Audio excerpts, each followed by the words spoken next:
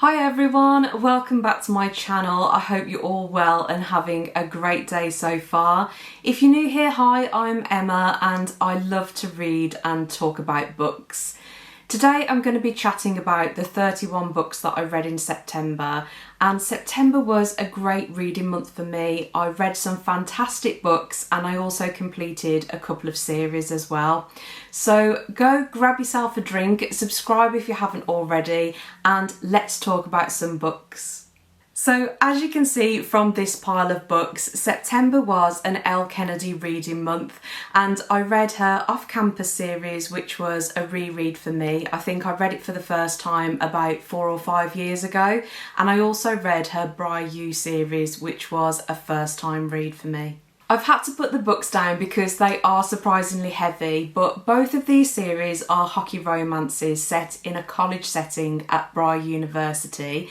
They're all interconnected standalones but are part of the same universe, and at the centre of this is Bri's hockey team, so each of these books is about a different hockey player. As I've said, they're all interconnected standalones and you can certainly read them as standalones if that's how you prefer to do it, but there are appearances of some of the off-campus characters in the Bri U series, and there's also very strong friendship groups in both off-campus and Bri U. So to get the most out of it, I would recommend reading firstly the first 4 books in the off-campus series. Then I would read all 4 books in the Bri U series. And lastly, I would finish by reading The Legacy, which is book 5 of the off-campus series. This book, to be honest, is more of an epilogue for all 4 of the couples in off-campus, but because some of the characters from Bri U do appear in this series as well, if you've not read Bri U yet, there might be a couple of spoilers in here, so I would absolutely read it in that order. Starting with Off Campus, the first book is The Deal, and this was a 4-star read for me. Then we have The Mistake, this was 3.5 stars. Book 3, The Score, I've also rated that 3.5 stars as well. And finally The Goal, 3.5 stars. Timeline wise, the main characters in the off-campus series have now graduated and moved on to other things. Some of the characters who were more junior in the team are now sort of like the more senior players in the Bri U series. So a couple of them we have seen a small glimpse of. This is definitely true in the first book of Bri U, The Chase. So this is the younger sister of one of the main characters in the off-campus series, and we also saw the hockey player in that series as well as one of the newer members of the team. He's now taking on, I guess, a more prominent role in the team now, and I rated this one 3 stars. Then we have The Risk. This was a 4-star read for me. The Play, this was 3.5 stars, and The Dare, this was a 3-star read. Last but not least is The Legacy, and this was another 3-star read for me. Across the 2 series, there's Fake Dating, there's Tutor to Lovers, Friends with Benefits to Lovers, Brother's Best Friend, Rivals to Lovers, Accidental Pregnancy, some really great romance tropes. There's spice in all of them, and I really enjoy Elle Kennedy's writing. I find it so bingeable, whether you sit down and read them all back to back or whether you take a break and read other books in between. Next up, I have The Crash by Frida McFadden. This was a 3-star read for me and the first book that I've ever read by this author. It was good, I enjoyed it, and I am partial to a thriller from time to time. Our female main character is pregnant following a one-night stand with a married man. He's asking her to sign a non-disclosure agreement in exchange for financial support. She's travelling to go and stay with her brother when she gets caught in a snowstorm, has a car accident and seriously injures her leg or her ankle, I can't remember which. But it's quite a remote area and a man in a truck stops to help her. It's too dangerous to drive to a hospital in the storm, so he takes her back to his house to wait it out, and his wife is a nurse so she can give her some medical attention. But it soon becomes clear that not everything is as it seems with this couple or with the girl's situation as well. I don't want to tell you too much for fear of spoiling some of the plot for you, but there's lots of plot twists. Some I did guess, some I didn't, but overall it was an enjoyable read. The Maid by Nita Prose, and I rated this 3.5 stars. This is one of those books that had been sat on my bookshelf for quite some time, a few years if I'm being honest with you, so I'm glad that I finally got to it. The main character is a maid in a luxury hotel in New York. I think it's New York, but if it's not, it's a big city nonetheless. She doesn't see the world in quite the same way as the majority of people, and because of this, a lot of her colleagues find her strange and they can take advantage of her in a manipulative sense. She really doesn't have any friends, and she's also recently lost her grandmother who brought her up, so I would say that she's also quite socially isolated as well. When she's working, she goes to clean the room of a very high profile guest and she finds him dead in his bed. So from that point on, a mystery starts to unfold, and because she has, cleaned this guest room on numerous occasions, her fingerprints are also all over that suite. So I don't want to go into the story anymore because as with the crash, I don't want to give away any spoilers, but it was a really enjoyable read. The pace was pretty good all the way through. Again, some of the twists I guessed and others I didn't, but I am glad that I finally picked this one up because I did enjoy it. The Perfect Marriage by Geneva Rose, 4.5 stars. I really enjoyed this book. It's fast paced, it's not too long, so I absolutely devoured it in one sitting. There's lots of plot twists which kept me guessing, and it actually reminds me very much of another thriller, which I'm not going to share with you because I think if I do say what it is, it will give away a very, very big spoiler. The book centres around a husband and wife. She is a highly successful criminal defence attorney and he is a failing writer. He resents her success and feels that it's come at the expense of their marriage.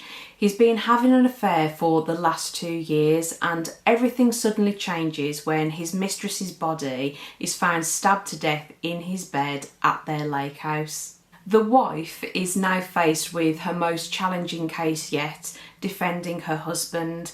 She obviously knows that he's guilty of having an affair, but is he guilty of murder? It's fast-paced, lots of plot twists, and I'm certainly going to be picking up the sequel. I think it's called The Perfect Divorce. That is going on my TBR for sure. City of Gods and Monsters by Kayla Edwards, and I rated this 4 stars. Lorraine is a human in a city filled with vampires, werewolves and other supernatural creatures. When her and her friends are walking home one night, there is a kidnapping attempt to snatch Lorraine. They do fail in that kidnapping, but they abduct one of Lorraine's friends instead. So Lorraine is wanting to do anything to get her friend back. She's also in danger because she's now got a bounty on her head. She's absolutely no idea why all these people are after her, and she finds help in the most unlikely of places with Darian Castle. He is leader of the Seven Devils and they're one of the most feared dark slaying circles in the city. Darian tracks down demons and criminals, and initially he takes the job to track down Lorraine, but when he finds her he realises that she's neither of those things, so he decides to help and take her under his protection instead. More women start to go missing across the city and it becomes clear that there might be much bigger things at play. It takes them into the underbelly of the city and lots of secrets start to come out that might threaten their world. I really enjoyed it and I can't wait to pick up the next book. I do have the first 4 books in this series, so I am going to try and get to book 2 in October if I can. Rewitched by Lucy Jane Wood, and I rated this one 3 stars. It's a cosy fantasy read and our main character Belle works in a bookshop, but she's secretly also a witch.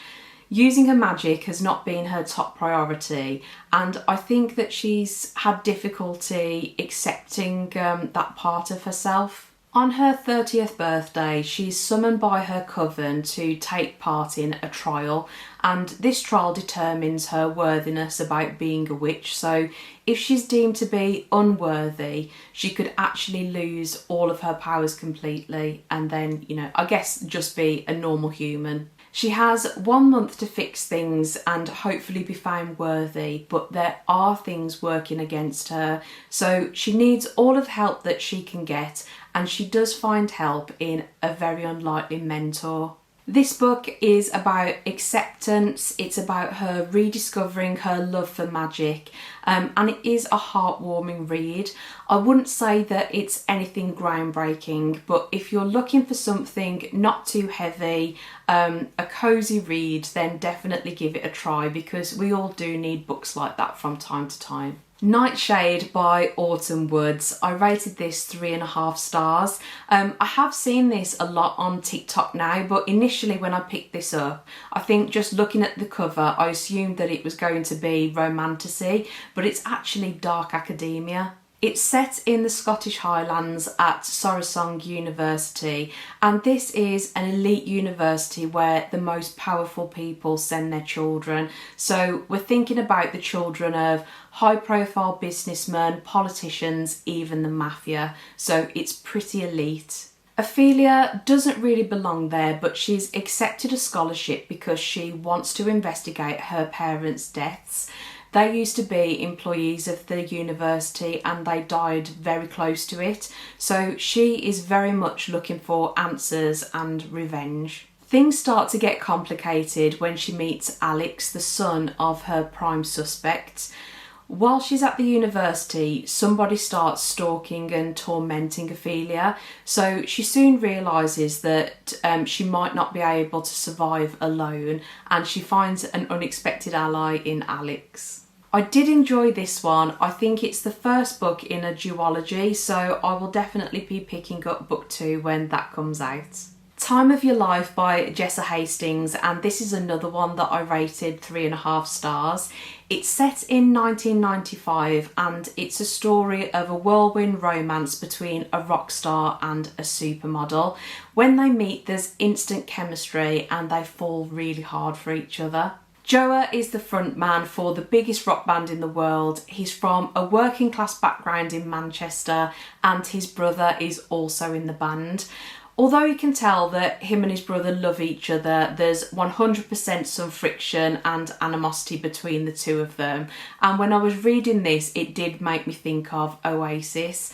Obviously, during the 90s and early 2000s, they were massive, just at the peak of their career. Fantastic band, I'm a fan myself, and I can't help but think that Jessa Hastings might have taken a little bit of inspiration from them. Obviously you've got Liam and Noel Gallagher as brothers, Liam being the front man, Noel being, I think, the songwriter in the group, and it's no secret that they've had their disagreements over the years, so maybe there's sort of some loose inspiration taken from Oasis, but it certainly reminded me of them when I was reading this book. Yas is a world famous supermodel. She's on the biggest campaigns. Her face is literally everywhere. So this very much reminded me of Kate Moss at the time. She was obviously massive around this around the 90s as well. And she did have a rock star boyfriend at the time, and they were always in the press. So this very much reminded me of that time. Joa, I think, has a bit of a chip on his shoulder and in some ways he's quite insecure. This does manifest like in his behaviour. Yaz, I would say, is a bit insecure herself but in a different way, and all of this between the two of them is sort of being played out in front of the press on the world stage. Obviously being famous very young, there's drink, there's access to drugs, they're in the press a lot, they're trying to deal with fame, and even though they do really care about each other, I think falling for each other so hard and at such a young age, coupled with the fame and trying to live their life on a public stage, it's just a lot for both of them. I am going to be picking up the next book. I think there is going to be at least one more book following Joa and Yaz's story, and I will certainly be picking that up. The Searcher by Tanner French, another 3.5-star read for me. It's a thriller about a retired Chicago police detective, and he moves to Ireland for a quieter life. But he finds himself investigating a missing person after one of the local kids asks for his help. He sort of asks a few questions around the local town. He lives in a very remote small town, and when the locals are extremely tight-lipped about this subject, it does pique his interest, and he wants to sort of find out more and what happened to this missing guy. I enjoyed it, I'm glad that I read it, but I don't think that this is a standout read for me. Then I have Hunting Adeline by H.D. Carlton, and this was another 3.5-star read. It's actually a reread for me, and I enjoyed it just as much the second time round. I won't go into the plots because it's the second book in the cat and mouse duet, and I don't want to give away any spoilers for the first book. In my opinion, this book is darker than Haunting Adeline, so be sure to check your trigger warnings before reading. But if I had to pick between the two books, I would say that Haunting Adeline is still my favourite over this one. I did want to read a couple of cosy autumnal books this month, so I picked up The Cinnamon Spiced In by Harper Graham. This was a 3-star read for me. It's a cosy small town romance. Madison has been living in New York City, but she's called back to Maple Hills to help save her childhood home, which is the Cinnamon Spiced In. When she returns, she's not looking forward to seeing her ex-boyfriend Zach, who is now the town's sexy handyman.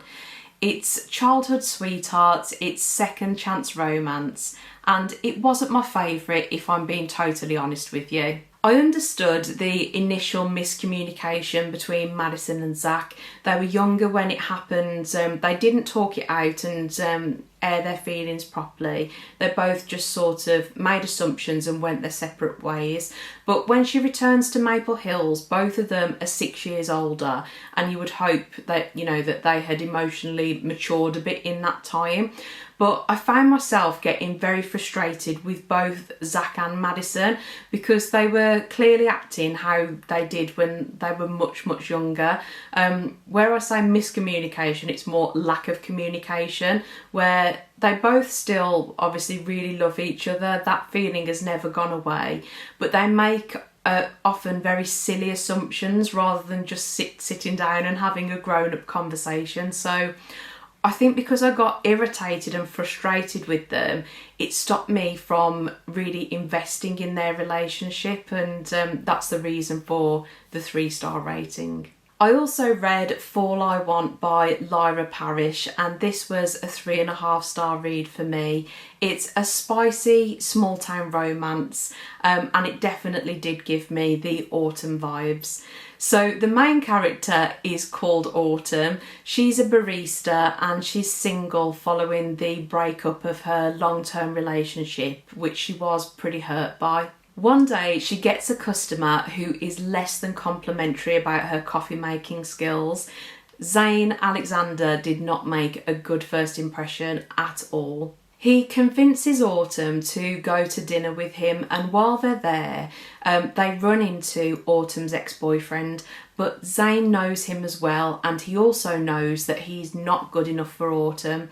So while they're there, I forget who initiates this, but I guess it's to sort of save face a little bit in front of her ex. They decide to start pretending that they're in a relationship, and from that point they begin fake dating. Zane's last relationship also ended badly, and he was the wounded party in that relationship as well. He needs a date for his father's wedding because, due to circumstances which I won't spoil, his ex is going to be a guest at that wedding as well.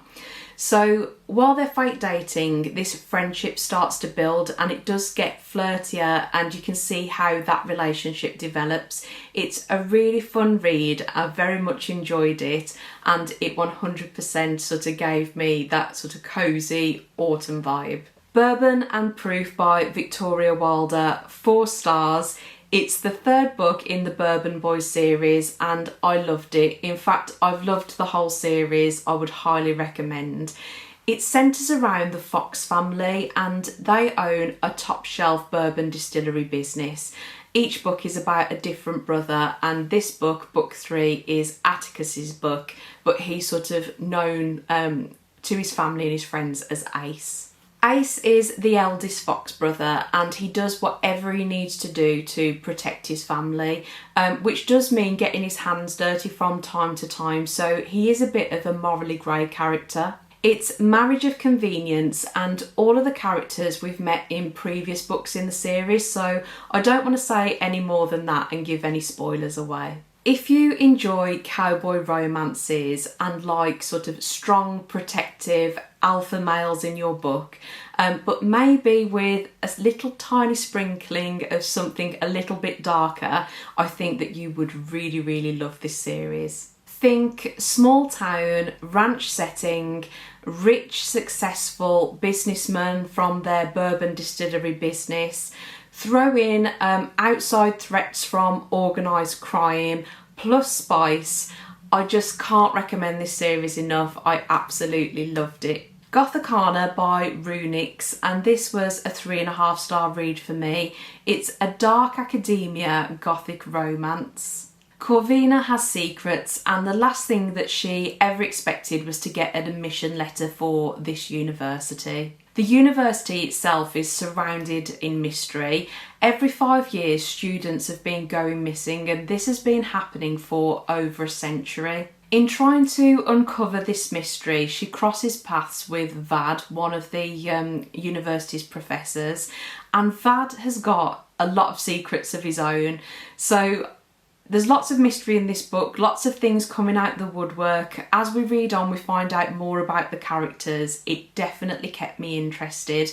I loved the gothic setting. I thought it was a perfect read for this time of year. Very much enjoyed it. Wildcard by Elsie Silver, I rated 3.5 stars. This is the 4th and final book in her Rosehill series and I very much enjoyed the series as a whole, and I did enjoy this one, just not as much as some of the other books in the series. This one is age gap and it's also ex-boyfriend's dad. I thought that the topic was handled very delicately. It's never, I think, as bad as we initially think when we see that headline of ex-boyfriend's dad. I liked both of the characters, but I just didn't sort of get the banter and the chemistry so much as in some of the other books. I did like their meet cute. They meet initially when their flight is delayed and they sort of share a table in a very overcrowded airport. You can tell that they want to be together and you are rooting for them all the way through the book. As I said, it's not a bad book, very much enjoyed it, just preferred a couple of the others in the series if I'm being honest. Beg, Borrow or Steal by Sarah Adams, and this was a 4-star read for me. I'm not going to talk in too much detail about the last book, Wildcard, this one or the next one, just because I do have a dedicated reading vlog for these 3 books. So if you want to know a bit more about my opinion in more detail, then obviously you're welcome to go and watch that vlog. But yeah, I don't want to repeat myself too much across all of my videos. But I very much enjoyed this book. Sarah Adams is a new author to me this year, and this is book 3 in her When in Rome series. It's actually Emily and Jack's story. I would describe them as more rivals to lovers. They were at college together, they then got a job in the same school, and I guess they sort of like challenge each other. There is like a workplace rivalry there. Jack moves away, he's supposed to get married, but that doesn't work out, so he moves back home and he ends up being Emily's neighbour. She, I think, loves to hate him, but I think as time goes on we can see where this goes. I think she does realise that she has feelings for him, and I think that he feels the same way. There's not really any spice in this. I think there's a couple of chapters which you can skip over, but they're not descriptive chapters at all. And that, for me, it doesn't take away from the story, because I think a lot of what's so good about Sarah Adams' writing is how she writes the banter between the characters. I enjoy their interactions so much. And the other book in that reading vlog is Saving the Rain by Elliot Rose. This was a 4-star read for me. I really enjoyed it. This is super spicy. It's an romance. The main character, Chase Wilder, we actually meet in book 1, but we don't like him. He's not very nice to his ex-girlfriend. He's done some shitty things. We think he's a bit of a dickhead. But over the last couple of books, he's been sort of a sub-character, and he's had quite a big sort of character evolution, grown as a person. And because he's made these positive changes, I think as the reader, we now like him and we want him to have that happy ending. This is another sort of taboo romance where it's stepbrother. So it's an romance. It's his stepbrother. They're estranged, I think, right now. They end up working on the same ranch. Chase, unfortunately, has a bull riding accident, and because his dad is abroad, his stepbrother is called as his emergency contact and has to look after him. So it's forced proximity. There's for sure animosity between the two of them. They didn't part on the best of terms, but that relationship does develop into something, and seeing how you know, that interaction between them, seeing that perspective of not just the present, but we do get a glimpse of the past as well, how the other was feeling during those moments. It was such an entertaining book. I was just hooked from the get-go, really enjoyed it. The next couple of books I'm not going to talk about in too much detail, because I do have a dedicated reading vlog coming in October. It should be up on my channel in a few videos time. But the first one is Heavenly Bodies by Imani Iru, and this was an absolutely fantastic book. I rated it 5 stars. It's the first in what's going to be a series, and I'm for sure going to be picking up the second book, which I think comes out later in the year. But the main female character is a princess of her kingdom. She finds herself in danger because a god attacks her palace. I think most of her family are dead. She manages to escape, but she's then kidnapped by a neighbouring kingdom who are rivals. So this kingdom want to use her as a weapon, and she starts training with a very reluctant prince. They're quite standoffish towards each other. They don't like each other, but the king is forcing them to do training because, as I said, he wants to use her as a weapon. That relationship develops quite substantially, but I liked the world building in this. I don't think it's you know, too difficult to follow the world building or the magic system, but a very enjoyable read. And as I said, I will definitely be picking up book 2. The Very Secret Society of Irregular Witches by Sangu Mandana. This was another 4-star read for me. I think fundamentally this book is about acceptance and found family. If I could describe it, I would say it's like a warm hug. It's a very cosy fantasy read. And what I like about it is it's fairly short. I could binge through it in one sitting, and it was a very enjoyable read. So witches are part of society, but they live in secret amongst humans. Humans don't know about their existence. So they tend to live quite isolated lives. They don't want to live in groups or do magic where they could be discovered. They do whatever they can to keep their existence secret from the rest of the world. The main character is asked to go to tutor some young children. So these young children are also witches. They tend to be orphans, and it's very unusual for, as I said, for 3 witches to be living together. These kids are like off the grid. The main society doesn't know about them, but they're having difficulty controlling their magic, and their caretakers just haven't got the skill set because they're not magical people themselves. So they ask the main female character to go and tutor them. As I said, it is such a heartwarming book and I very much enjoyed it. 3 of the last 4 books that I'm going to be talking about in today's video are actually on my October TBR, but I filmed my TBR a few days earlier during the month, and in the last few days I thought I'm just going to get a head start on them because there were books that I really wanted to read. So first up I have The Serpent and the Wings of Night by Clarissa Broadbent. This is a romantasy and it centres around the female character. She was sort of taken in as a child by a vampire king. He has sort of looked after her, trained her, and now she's going to be competing in a contest. So there is like a tournament which is pretty deadly. Another contestant in the tournament is from like a rival clan, a rival vampire clan, shall we say.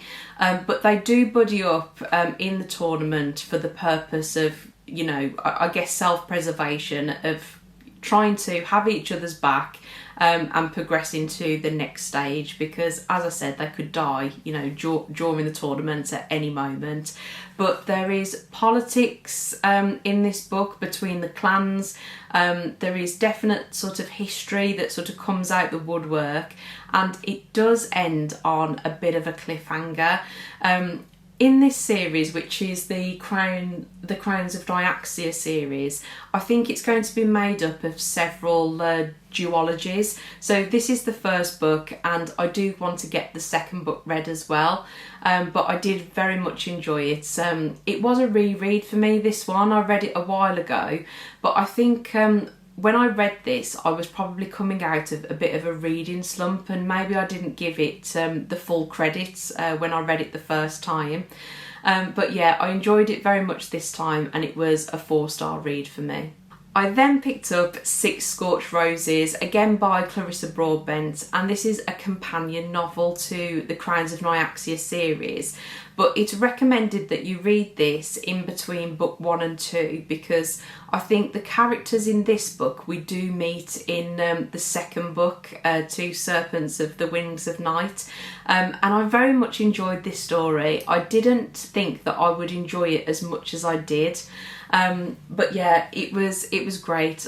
The main character is human, but her sister is very, very sick, and this sickness is affecting a lot of people in her community. I think she also suffers with ill health herself as well. But I would describe her is more like a scientist. So she's convinced that she can find a cure for this sickness, save her sister, and, you know, obviously help other humans in her town as well.